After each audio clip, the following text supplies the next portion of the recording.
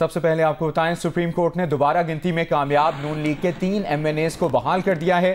Chief justice قاضی فائزہ کی سربراہی میں 3 رکنی بینچ نے لاہور ہائی کورٹ کا ووٹوں کی دوبارہ گنتی کا فیصلہ کالعدم قرار دینے کے خلاف 3 نون لیگی امیدواروں کی درخواست منظور کر لی ہیں، جس کی بدولت NA 79 سے ذوالفقار بھنڈر، NA 81 سے اظہر قیوم اور NA 154 سے عبدالرحمان کانجو کی قومی اسمبلی میں انٹری ہوئی ہے، جبکہ PTI حمایت یافتہ آزاد امیدوار رانا فراز، رانا بلال اعجاز اور احسان اللہ ورک کی قومی اسمبلی کی رکنیت ختم ہو گئی ہے۔ فیصلہ چیف جسٹس قاضی فائزہ کی سربراہی میں 3 رکنی بینچ نے 2-1 کی اکثریت سے سنایا ہے۔ جسٹس عقیل احمد عباسی نے اکثریتی فیصلے سے اختلاف بھی کیا۔ چیف جسٹس قاضی فائزہ اور جسٹس نعیم اختر افغان کے اکثریتی فیصلے میں کہا گیا ہے کہ الیکشن کمیشن ایک آئینی ادارہ ہے جو احترام کا مستحق ہے۔ لاہور ہائی کورٹ کا فیصلہ برقرار نہیں رکھا جا سکتا۔ لاہور ہائی کورٹ کے ججز نے سربراہ الیکشن کمیشن اور اراکین کے لیے غیر ضروری ریمارکس بھی دیے ہیں۔ سپریم کورٹ نے 47 صفحات پر مبنی تحریری فیصلہ جاری کر دیا۔ سپریم کورٹ کے جسٹس عقیل احمد عباسی نے چیف جسٹس قاضی فائز اور جسٹس نعیم کے اکثریتی فیصلے سے اختلاف کرتے ہوئے کہا ہے کہ انتخابی عمل مکمل ہونے کے بعد الیکشن کمیشن کا کردار ختم ہو جاتا ہے۔ اپنے اختلافی نوٹ میں جسٹس عقیل عباسی نے یہ بھی کہا کہ آئین کے مطابق انتخابی تنازعات پر الیکشن ٹریبونل سے ہی رجوع کیا جا سکتا ہے۔ اس کی تفصیل جانتے ہیں نمائندہ جیو نیوز عبدالقیوم صدیقی نے ہمیں جوائن کیا ہے۔ عبدالقیوم صدیقی سے ہم جانتے ہیں کہ کیا تفصیل ہے۔ سپریم کورٹ کے جسٹس عقیل احمد عباسی نے چیف جسٹس قاضی فائزہ اور جسٹس نعیم کے اکثریتی فیصلے سے اختلاف کرتے ہوئے کہا ہے کہ انتخابی عمل مکمل ہونے کے بعد الیکشن کمیشن کا کردار ختم ہو جاتا ہے۔ اپنے اختلافی نوٹ میں جسٹس عقیل عباسی نے یہ بھی کہا کہ آئین کے مطابق انتخابی تنازعات پر الیکشن ٹریبونل سے ہی رجوع کیا جا سکتا ہے۔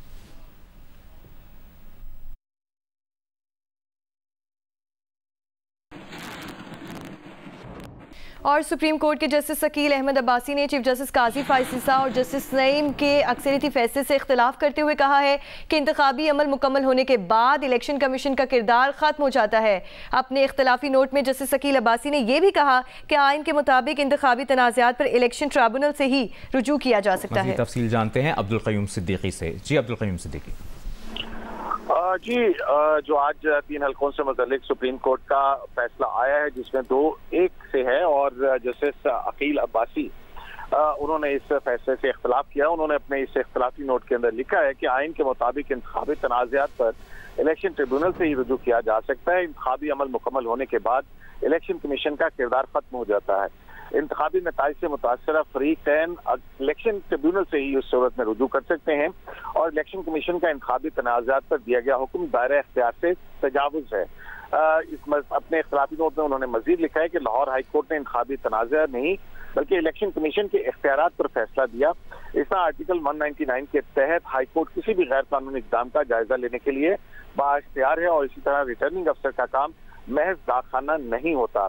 دوبارہ گنتی کی درخواست مسترد کرنا ریٹرننگ افسر کا اختیار اور استحقاق ہے اور دوبارہ گنتی کی درخواست مسترد کرنے کا اختیار ختم ہونے سے انتخابی عمل متنازع ہوگا، لہٰذا ریٹرننگ افسران اور ہائی کورٹ نے انتخابی تنازع پر کوئی فیصلہ نہیں دیا تھا، لہٰذا سپریم کورٹ میں اپیل کی سماعت کے دوران انتخابی تنازع کے اوپر فیصلہ نہیں دیا جا سکتا ہے اور اس طرح لاہور ہائی کورٹ کے فیصلے میں کوئی ایسا آئینی سکون نہیں ہے کہ جس میں سپریم کورٹ آف پاکستان مداخلت کرے۔ جی ٹھیک ہے، نمائندہ جیو نیوز عبدالقیوم صدیقی ہمیں تمام تر ڈیٹیل سے آگاہ کرے تھے، بہت شکریہ۔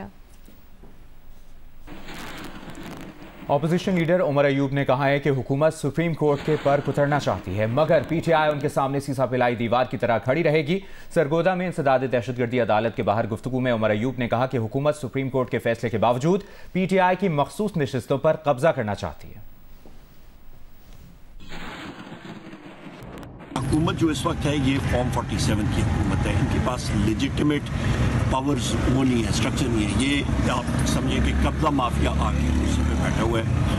PTI کی سیٹ انہوں نے چوری کی ہے سونے پہ سہاگا۔ ابھی ان کو تکلیف ہو رہی ہے کہ جو سپریم کورٹ نے رولنگ دی تھی اس کے اوپر بھی یہ قبضہ کرنا چاہتے ہیں اور عدالتوں کے پر کہتے ہیں نا کترنا چاہتے ہیں، کاٹنا چاہتے ہیں۔ وہ ہم لوگ انشاءاللہ ان کے سامنے ہم لوگ سیسا پلائی دیوار کی طرح کھڑے ہیں۔ حکومت پیپلز پارٹی کی حکومت بھی اتنی ہی کرپٹ ہے جتنی نون کی ہے۔ وہ مرکز میں آ کے آرام سے بیٹھ کے جس وقت بلاول بھٹو کو ہوش آتی ہے تو وہ کہتے ہیں جی بڑا ظلم ہو گیا عوام کے ساتھ۔ بھائی تم خود اس میں شراکت کار ہو، حکومت میں تم خود لوگوں کا خون نچوڑ رہے ہو، کھا رہے ہو، تو تمہیں شرم نہیں آتی ہے جھوٹ بولنے کی؟ براہ راست دیکھیے صدر مملکت آصف علی زرداری اقلیتوں کے عالمی دن کے حوالے سے تقریب سے خطاب کر رہے ہیں. Excellencies, ladies and gentlemen, Assalamu alaikum and welcome to the presidency. میں آپ سب کو مائنورٹیز ڈے کے اس تقریب میں خوش آمدید کہتا ہوں. اس دن کو منانے کا مقصد پاکستان کے ترقی اور خوشحالی میں پاکستان میں مختلف مذاہب سے تعلق رکھنے والے افراد کا کردار کا اختراع کیا جائے. I think, ladies and gentlemen, the speech is to be put to another day. I have to talk from my heart.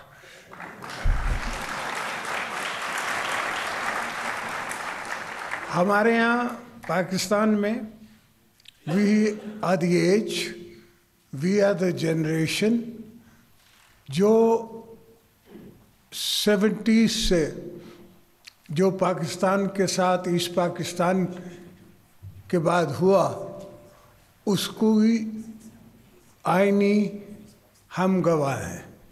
میری جنریشن، آپ کی جنریشن شاید نہیں، بہت سی جنریشن شاید نہیں، مگر میری جنریشن گواہ ہے. اور تب سے اس زمانے تک سے ہمیں جس طرح ڈیوائیڈ کیا گیا، پھر ہمیں کمزور کر کے اور پھر ایک محلے کی ایک ہمارے پڑوس ملک کی جنگ میں جھونک دیا گیا، جو آئی ایم ناٹ سیئنگ کسی کی غلطی ہے، ہماری ہی غلطی ہے. One should see before one leaps. اور اس کی after effects we did not foresee. اور اس کا reaction to Pakistan we did not compensate, we did not think of. We did not think that these people who we are creating or are being created by friends of short-term friends and not long-term friends, اس کے consequences کیا ہوں گے ہماری آنے والی generation پہ. Now we have hundreds of madrasas who are, everybody is treating and teaching their own religion, their own interpretation of Quran, not the interpretation of Quaid-e-Azam Muhammad Ali Jinnah. He made Pakistan for a certain particular point. He could see Modi, India, 70 years ago. آج مودی کی India میں minorities کو safe heaven نہیں ہے. اور یہ بات قائد اعظم محمد علی جناح، حضرت قائد اعظم نے اس وقت محسوس کی کہ ایک دن یہ ہوگا، اور اس وجہ سے ہم نے پاکستان بنایا، ہمارے بزرگوں نے بنایا. سندھ اسمبلی آپ کو پتہ ہے، after Bangladesh Assembly was the second to pass the resolution of Pakistan. So we passed the resolution of Pakistan. My father as a youngster was in the Muslim League, اور بنا کے رہیں گے Pakistan. So whatever we did was in the right direction, but then the world powers are the world powers. Today غازہ پہ جو missile جا رہا ہے وہ یہ نہیں دیکھ رہا کہ یہ مسلمان ہے آگے یا یہ کرسچن ہے یا کسی اور قوم کا بندہ ہے. That missile is a missile. And if you think that there are no Christians in Jordan or no Christians in Gaza, you're mistaken. There are many, very many of them. But they are also being sacrificed in world politics. So 40 years we were in the neighborhood with a war mandate, with a war mindset, and the after effects we did not think of.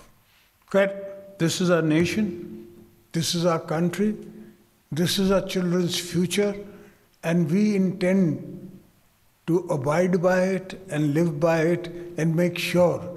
And you are all our children. जितनी minorities हैं, you are all our children. ये कोई बात ही नहीं है कि 5% और 2% और 10%. ये तो ओवर मेरिट होना चाहिए कि मेरिट पे जो बच्चे आ रहे हैं उसके अलावा 5% and in every department, not just one department of government department, from education to police to other departments, we should have reserved seats for minorities and try and push them up rather than push them down. So, with coming from a province, or that time maybe all this was sin, there is a famous couplet by Shah Abdul Latif Bhittai कि मुल्क Mirae मुड़ई Mansoor कोही कोहंदे केतरा. जब Iraq में मंसूर हिलाज को शहीद किया तो उस पे शाह लतीफ़ अब्दुल भिताई ने ये बैत कहा. तो हम सिंध के लोग उस धरती के लोग हैं. हम बगदाद का दर्द भी अपने दिल में रखते हैं, हम दुनिया का दर्द अपने दिल में रखते हैं और उस पर रिएक्शन करते हैं. और अब भी हम चाहते हैं कि जितनी हो सके हम आपकी फैसिलिटेशन करें. और फिर दूसरी बात यह है कि मैं ये एहसान किसी के ऊपर नहीं कर रहा. This is my duty. इसका मैंने कसम उठाया है. And I am going to go forward on your behalf for the belief of my own self, not just the belief of yourself, myself. मैंने कसम उठाया है पाकिस्तान के कॉन्स्टिट्यूशन पे, और मैंने हज़रत मोहम्मद अली जिन्ना से वायदा किया है उसकी कब्र से कि हम आपका, पाकिस्तान का और हर इंटरेस्ट संभाल के रखेंगे. तो इंशाअल्लाह अल्लाह ने चाहा, मौला ने हमें ताकत दी तो हम माइनॉरिटी डेज और उसके साथ फॉलो अप वो भी फॉलो करते रहेंगे. इंशाअल्लाह आप दुआ कीजिएगा, अल्लाह आपका हामी नासिर हो. पाकिस्तान खपे.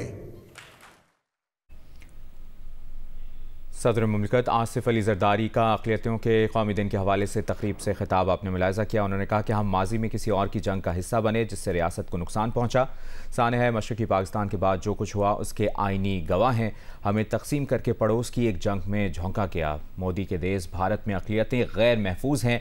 अक़लियतों का मुलाजमतों में 5% कोटा मुख्तस है, ये भी कहा सदर मुमलिकत आसिफ अली जरदारी ने अक़लियतों के कौमी दिन के हवाले से तकरीब से खिताब करते हुए. और कहा कि पाकिस्तान हमारा मुल्क है, हमने मिलकर इसको मजबूत और खुशहाल बनाना है. हम माजी में किसी और की जंग का हिस्सा बने जिससे रियासत को नुकसान पहुंचा. अक़लियतों के कौमी दिन के हवाले से सदर मुमलिकत आसिफ अली जरदारी तकरीब से खिताब कर रहे थे. सदर आसिफ अली जरदारी का ये भी कहना था कि हमें तकसीम करके पड़ोस की एक जंग में झोंका गया.